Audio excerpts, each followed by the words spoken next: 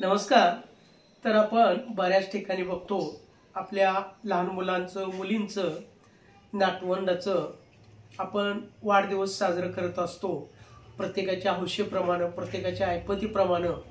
तर आज बऱ्याच ठिकाणी आपण बघतो की लहान मुलांच्या दिवसानिमित्त आपण वाढदिवस झाल्यानंतर केक कापून त्यांना केमिकल युक्त पदार्थ बेकरी पदार्थ चॉकलेट्स वेगवेगळे किंवा इतर केमिकल युक्त पेय देतो आणि तीच सवय त्या लहान मुलांना लागते आणि तिथून पुढे त्यांना ते खायची जणू काही व्यसनच लागतं।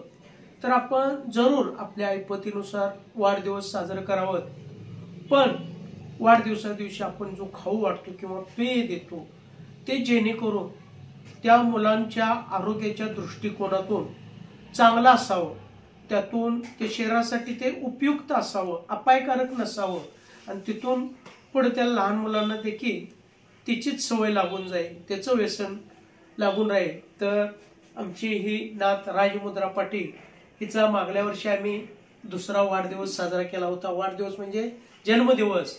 तर त्या जन्मदिवसानिमित्त आम्ही आपली ही जी संस्कृती आहे या संस्कृतीची लहान मुलांना आतापासूनच ओळख व्हावी यासाठी आम्ही मराठी आरती संग्रह दिला होता आणि ज्यांना ज्यांना जास्त आरत्या पाठ होतील त्यांना आम्ही बक्षीस लावलं होतं। त्याचबरोबर ड्रायफ्रूट देखील वाटला होता आणि यावर्षी देखील ते आता अंगणवाडीमध्ये आहे त्या वर्गातील सर्व मुलामुलींना आम्ही ह्या वर्षी देखील ड्रायफ्रूटचं वाटप करणार आहोत। तर जन्मदिवस जरूर साजरा करावा, पण त्यापासून काहीतरी त्या मुलांना बोध घेता यावा।